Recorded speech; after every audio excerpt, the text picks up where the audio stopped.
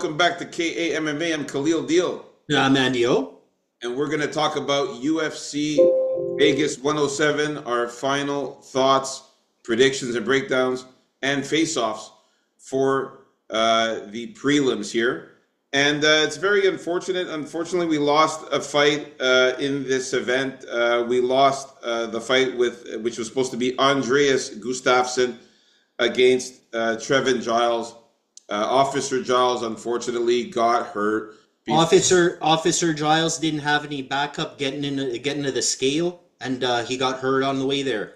I don't know how he got hurt right before the weigh-ins, but it's very pathetic, very sad, and that makes us lose a fight. So now we're down to 10 fights. So we've got it in the order of topology. The prelims are going to consist of 4 fights, and the main card 6 fights. So we're going to start it off.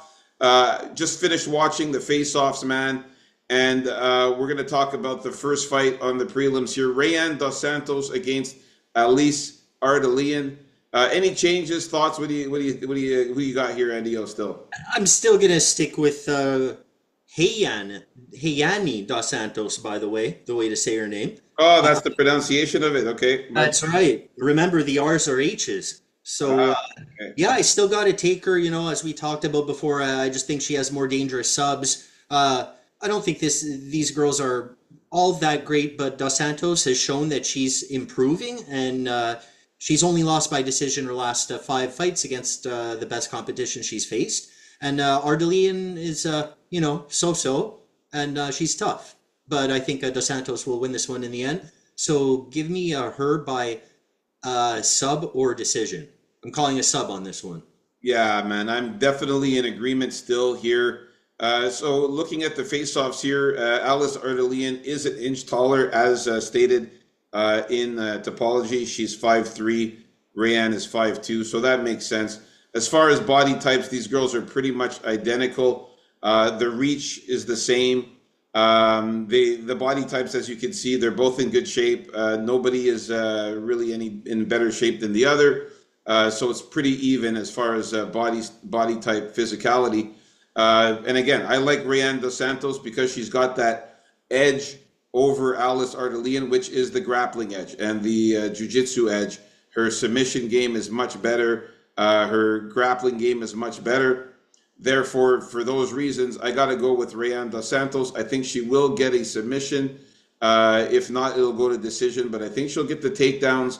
I think she'll be able to use her jiu-jitsu skills and grappling skills to her advantage in this fight. So yeah, we're both in agreement with the first fight of the prelims with Rayan Dos Santos by sub or decision. All right, let's move on up to the second fight of the prelims here. We got Belagioki versus the new addition here, Michael Oswell. So for this one here, I got to talk about Michael Oswell. This guy's a guy who's coming off of the Contender Series.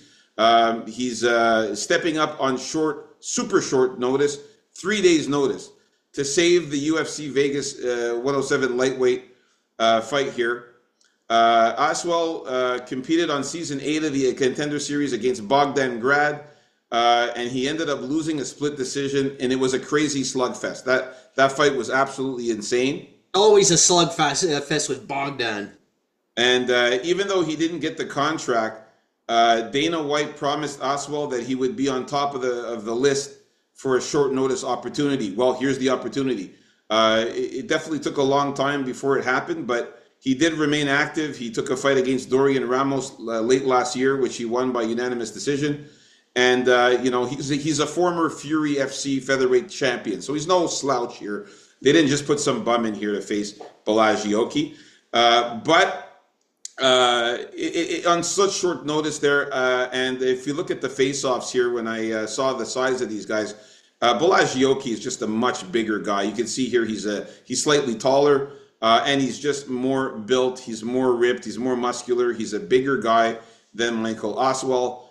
He looks more athletic, and definitely think he's going to be able to use his power that he has in his hands to possibly knock out Michael Oswell or win a decision by damage and more strikes landed. So, is it just me, or does he look like he kind of came off the couch a little? Who? Michael Oswald? Yeah. No, sort of. I mean, he's still in very good shape there. He's not like out of shape or anything there. He's still pretty lean and decent muscularity, but not as cut and ripped as Belagioki, of course. There. So yeah, I got to go with Belagioki. I think he gets a knockout or wins a decision here against Michael Oswald. Just too short notice for the guy. Belagi had a full training camp. Was supposed to face two different guys, I believe. Belagi was he supposed to? He was supposed to face. No, sorry, he was supposed to face Markel Medeiros the first time there. So only one opponent, but the guy's been training on a full camp. He's going to get the win here. Knockout or decision for me here. Yeah, like his size impresses me here. Unless I'm just assuming he was a little smaller than he actually is. But yeah, he's built and ripped and all that shit. And yeah, it's just too short notice for Aswell. Um, he was a pretty big favorite against Medeiros there. I was picking Oki before, and I'm gonna pick him as a bigger favorite here against a short notice Aswell. So yeah, give me Oki by knockout or decision. All right, so stays the same. We're both in agreement with this. Let's move on up to the third fight here of the prelims here. This is going to be Kurt Hollabaugh against Jordan Levitt. Okay, here I gotta stick with Jordan Levitt, man. I'm feeling more confident about this before. I just don't see Kurt Hollabaugh winning this fight. The only guy he beat was Austin Hubbard. Uh, Jordan Levitt is coming off a little break here, but he's only been losing to like really good guys. And I think Hollabaugh is just very easy to take down. And I think Jordan Levitt's going to be able to do that with relative ease and like keep him there, use some top pressure. And he likes looking for those subs. And I think he can get subs on inferior fighters like Hollabaugh. So give me Levitt by decision or sub. All right, man. Yeah. So yeah, same here, man. I got to go with Jordan Levitt, man. We're still on the same, the same page here, man. Jordan Levitt, the guy is just a really good grappler, and he's got good jiu-jitsu. His scrambling skills are great. Good takedown defense. He's quick. He's got good punches, good kicks. Also, like I said, good on the ground. Kurt Hollabaugh, though, I got to say, though, coming in the face-offs here, he looks like the bigger guy. You can see here that he's taller. He's much taller than Jordan Levitt. And according to topology, he's supposed to be 2 inches taller, which is pretty accurate here. Could maybe even be 3 inches taller, but it's pretty accurate. And Kurt Hollabaugh came in fantastic shape. He's ripped, he's cut, he's muscular, he's pretty built. Jordan Levitt, not as cut, but he's still in decent shape, very lean, looks good. But Kurt Hollabaugh, I have to say, is in the better shape there. But I'm still going to stick with Jordan Levitt. I think that his ground game is going to just be superior than Kurt Hollabaugh. And again, Kurt Hollabaugh really, really turned me off that fight against Alexander Hernandez. I really was upset. I had a bet on Kurt Hollabaugh. I picked him to win that fight. And Andy O, you picked Alexander Hernandez, and I was furious that watching that fight. He just did not do anything that was impressive to me at all in that fight. He wasn't getting the takedowns that I wanted. He wasn't really attacking the way I wanted. And Alexander Hernandez just dominated that fight. He can't beat UFC caliber fighters. Yeah, so Jordan Levitt, this guy is he's very good, man, and he's fought in the UFC a lot. He's got much more experience in the UFC than Kurt Hollabaugh. And I believe he fought the better fighters too, like Trey. I don't know. I don't know about that much more experience because don't forget, Kurt Hollabaugh fought 3 times before he got kicked out. Yeah, that's true. That's true. But Jordan Levitt's faced some pretty good fighters like Trey Ogden, Paddy Piblet, Victor Martinez, Chase Hooper, and like I said before, the MMA math. We saw that Hollabaugh lost a unanimous decision to Trey Ogden, and of course. Jordan Levitt was able to win a split decision over Trey Ogden. So I got to stick with Jordan Levitt here. All right, so we're still in agreement with the first 3 fights of the prelims. Let's get to the main event of the prelims here. If you guys haven't already, hit the like button. Please subscribe. It's free. It costs you nothing. And we want to get to 75 subs here. We need 2 more of you guys to hit that sub button. So Jafel Filo against Alan Nascimento here. Yeah, for this one here, I gotta stick with Alan Nascimento. I really like this guy, man. Looking at the face-offs, man, Alan Nascimento is the taller guy here. He's a bit more. I think he's bigger. I find he's a bit more ripped as well. He's very muscular. Now, Jafel Filo is in great shape. Don't.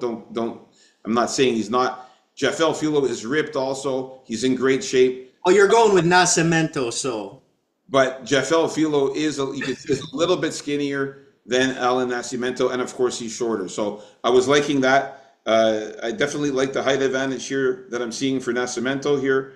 And in topology, it said that Nascimento was going to have a 1-inch height advantage. It's pretty accurate. And like I said, the physicality, I like Nascimento looking bigger and looking strong there. And I think his ground game is going to be very good. I'm going with Alan Nascimento here, still to win by submission or decision. I can't go with a guy that's pulled out of his last 3 or 4 fights over the past 2.5 years. And that's how long it's been since we've seen Nascimento. I was saying before that these guys were pretty much similar in the striking level, and Nascimento was probably a little better. But I think I changed my mind. I think Filo is actually a better striker, and he does have more knockouts. On top of that, like, yeah, he's a little taller there and probably a little bigger than I expected than Jafel Filo. That's why we do this show, so we get to see exactly what's going on. But I don't think the height and does he have a reach advantage also? Looking at this here, it's saying that it's a 1-inch reach advantage there for Nascimento. Yeah, so that height and reach advantage to me, you know, for a very poor striker who likes lying on his back, I don't see how this is going to be an advantage for him. So give me the guy that actually will go for the takedown and I think is skillful enough to avoid subs that Nascimento will try to get off his back. Because let's not forget, Filo's excellent at subs too. And I think he has the skills to avoid subs when Nascimento's on his back. So Nascimento's going to have to figure out another way to submit him, probably through a scramble. And we all know how good Jafel Filo is in scrambles. We can ask Mohamed Mokayev, who's just a beast, who risked his career to not get submitted by Filo there. So give me the preacher Filo, who's going to want to get revenge over Nascimento. Because he pulled out of their last fight and made Filo train for nothing. But don't worry, folks, Filo forgave him. It's all good, but he still wants revenge in terms of, competitive sports spirit. So give me Filo by decision or sub. Yeah, I'm going to say that Jafel Filo, though, is definitely dangerous for sure. He's got a lot of knockouts and submissions there. We'll talk about the betting later, but I think Jafel Filo is a good dog. But the pick for me is still going to be Alan Nascimento here to get this job done here. Should be a very close fight, though, in the end. Should be a good fight. Submission or decision for me. And there you have it. This is the final prediction, thoughts, and face-offs for the prelims. Stay tuned for the main card coming up next. Peace out, folks. KA MMA. Let's get it.